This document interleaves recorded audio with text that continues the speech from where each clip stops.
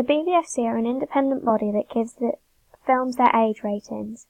In this research I'll be discovering the different aspects of each one and trying to understand how horror films are rated within each age bracket. The age rating of 12 isn't used very much in horror films as the directors are limited to do the amount of threat and violence that is allowed.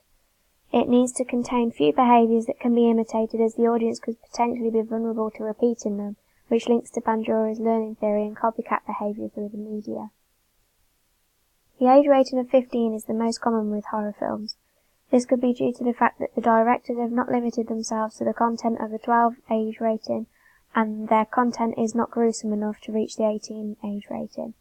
This age rating is fairly accepting when it comes to scenes including drugs, sex, nudity, as long as some consequences are shown for illegal behaviour. This age rating is given to few horror films as they need to be quite gruesome and include multiple sex scenes to adhere to this rating. Examples of horror films that have been given this rating include Saw and Child's Play. 18 rated films accept scenes that include drugs, sex and nudity and don't always show the consequences. However, they are not as revealing or inappropriate as R18 films.